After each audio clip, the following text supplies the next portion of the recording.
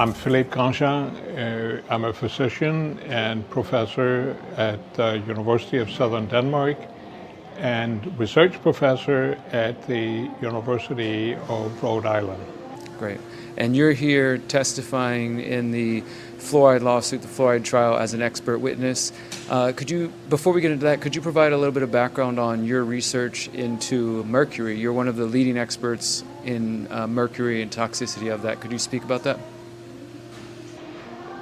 I've done population studies on mercury exposure, in particular in regard to the adverse effects on brain development in children that have been exposed since the beginning of life to mercury from their mother's diet. And I've also done research on fluoride. It started about 50 years ago because Copenhagen in Denmark was where fluoride poisoning was discovered in the form of what's called skeletal fluorosis, which means that the bones become denser, and on the x-ray it looks like marble.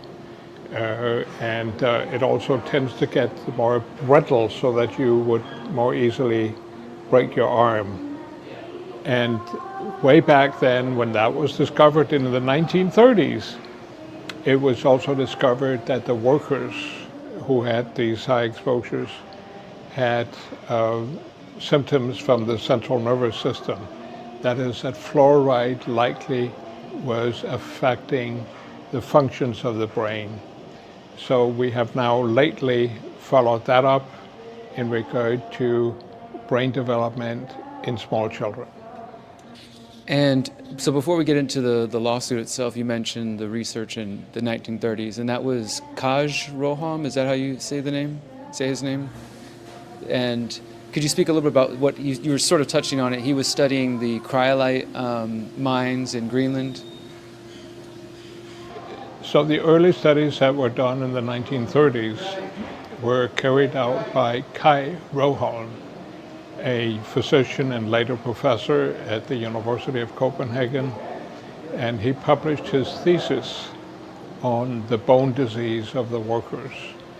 And what I did later on was to follow up by looking at the mortality of the cryolite workers who had this elevated exposures to fluoride. And the main finding was that there was an excess occurrence of bladder cancer, with the risk increasing with the duration of employment at the factory, that is, the duration of fluoride exposure. But very little attention has been paid to this lately, because fluoride has been oftentimes considered a subject that one should not deal with, because fluoride is considered very beneficial for dental health. And here we are almost 100 years later, and there's this lawsuit happening here in the United States. And as you said, it's really still, probably the majority of the public is not very aware of the various concerns related to fluoride and water fluoridation. This lawsuit is specifically dealing with the effects of fluoride on neurodevelopment and claims of lowering IQ in children. Do you support the statements of the National Toxicology Program draft report that concluded that there was an association between higher fluoride exposure and lower IQ in children? I do support the NTP report. It was thoroughly done by highly qualified colleagues. What I have done is to study the association between the mother's exposure to fluoride and the children's brain development, that is the IQ at school age, at about age 7. And Denmark is a country where addition of fluoride to drinking water is illegal. So we studied a population with background exposures to fluoride that is lower than fluoridated communities in the United States. And fortunately, our study didn't show that there was any association between the fluoride exposure and the IQ of the children at the background level that we have in Denmark. And so you're being called as an expert witness. You were testifying today, cross-examined by the EPA, by the government, underwent some pretty intense scrutiny. How do you feel about your testimony? I mean, do you feel you were able to convey your points and your expert viewpoint fairly? What we did was to collaborate between the Danish study and the two North American studies. One carried out with support from the U.S. National Institutes of Health in Mexico, and the other one carried out in Canada. And when we merge all the findings, we can see that there is a tendency, the higher the fluoride exposure during fetal life, that is from the mother's exposure, the greater the loss in IQ at school age. And it's like the overall average is that for each milligram of additional fluoride, the child will lose 2 IQ points. And 1 milligram is something that can easily happen in this country because there is 0.7 milligrams of fluoride per liter of drinking water in the fluoridated communities. And if you drink a couple of liters of community water, you easily get a couple of milligrams of extra fluoride, and that is certainly, according to our findings, is associated with a loss in cognitive function, that is in IQ, of the baby and the child as we examined at school age. And what you just described there also doesn't include extra sources of fluoride exposure from food or pesticides and these other things, correct? That there is, of course, a certain background exposure to fluoride because there's, for example, some fluoride in seafood. And certainly in this country, if you have fluoridated water, then that may also affect the production of soft drinks, whether it's Coca-Cola or whatever it is, if it's based on fluoridated drinking water, or canned food, or restaurant food. So the fluoridation of drinking water may affect people beyond the communities where there is fluoridation that has been approved locally. In the first phase of the trial, when you testified back in 2020, there was some discussion about one of your studies that also found similar conclusions about fluoride being a neurotoxin. And if I'm reading this correctly, if I remember this correctly, you stated that you were coerced by a colleague at the Harvard Dental School to sort of sign a statement that sort of downplayed the significance of your study. Could you speak to that incident? To understand fluoride better, we carried out a joint analysis of all of the publications we could find that related to early life exposure to fluoride and brain function in childhood. And that got published in a journal that's put out by the National Institutes of Health.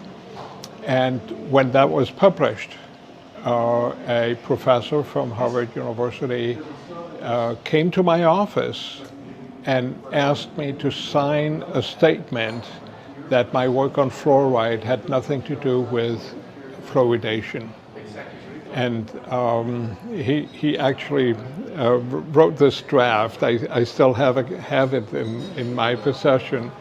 And since I didn't sign this immediately, he instead went to my dean and had the dean sign a statement that he supported water fluoridation in accordance with the policy of the Centers for Disease Control, CDC. My dean had not yet seen my publication on fluoride, and therefore he had no concern signing it. And later on, I was told by the leadership at Harvard that my research on fluoride was unwanted and had never been approved by Harvard. So because we couldn't agree on what I would consider academic freedom, I left Harvard.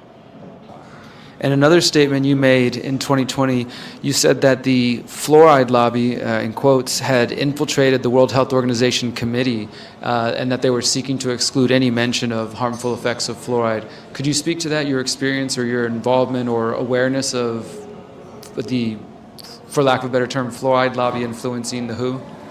My experience with fluoride actually goes back many years because the World Health Organization asked me to help them develop what they called an environmental health criteria document on fluoride. So I drafted that document that reviewed the sources of fluoride in the environment, including drinking water, the animal data and the epidemiology. And WHO then called a working group to develop the final version of that based on my draft. And what happened was that the working group had, I think it was a majority of people with dental research backgrounds. And they inserted changes in my draft indicating that fluoride could perhaps be toxic, but only at immense concentrations. And when I protested and said that in accordance with the scientific documentation, it would be wrong to insert the word immense. And so the working group asked me to kindly go to the library and bring the documentation back. And so I said under the circumstances, I could not take responsibility for being part of the authorship. So I would rather leave the WHO meeting, which I did. It's the only time I've ever done that. But I was confronted with colleagues from the dental science, and they insisted on changes that I found scientifically inappropriate. And so WHO published a document, and without my name, because I'd asked to have my name stricken. But then they inserted some other colleague's name as the author of the draft, which is of course erroneous, but that was what WHO felt was necessary in order to protect the interests of water fluoridation. Okay, final question here. You know, with everything you just shared there about meetings at the World Health Organization, colleagues at Harvard pressuring you, we're living in a time, at least in the United States, where a lot of Americans are told that there's an anti-science sentiment, that people don't trust scientists, and some people would say there's plenty of reasons to be skeptical of the science. Others say, you're believing in conspiracy theories. For example, with fluoride. As a journalist, talking about fluoride doesn't get you any new friends. It definitely gets you called crazy for even addressing this subject. Would you have any advice to the general public of how lay people can try to navigate this when you have scientists on one side like yourself and Dr. Bruce Lanphier and Howard who seem to be really trying to bring the truth of the following the science wherever it goes, and then there clearly is some influence from industry and other powers. How can we navigate that, still trying to hold on to the scientific method but also not just blindly trusting people? It's a problem for researchers who deal with topics that are relevant to society. On the one hand, this is what we really need science for, because we need the documentation to make prudent and responsible decisions in the policy making for the benefit of public health. Unfortunately, sometimes there are vested interests, and it could be industries that depend on production of toxic chemicals. That will be a very straightforward example. But in regard to fluoride, it's a very unusual situation because it's colleagues from within the health sector who are fighting their colleagues who work on the toxicology of fluoride. And so I think it's important for the public to know that they have to retain a little bit of skepticism. We're trying to be objective in science. I believe that I am, but sometimes when my findings are counter to other interests, then unfortunately there will be counteraction, so to speak, and that may not be understood by the public that, that there's really something going on here which is beyond science but has to do with the applications of that particular science. So I would still say that I'm also the editor of a scientific journal. We try to communicate the best of science, science that is valid and science that we can respond to and react on because we trust it. But it's clear that it is possible that there are that counter reactions can happen, like it has happened with fluoride, and so I do my best to communicate what I know, also through my teaching and through public communication. But it's important that we convey that we can't be sure that 100% of what's published as science is necessarily correct. And fluoride and well, I mean, there are lots of examples like PFAS or lead where there has been so-called scientific publications that were really rather a matter of marketing.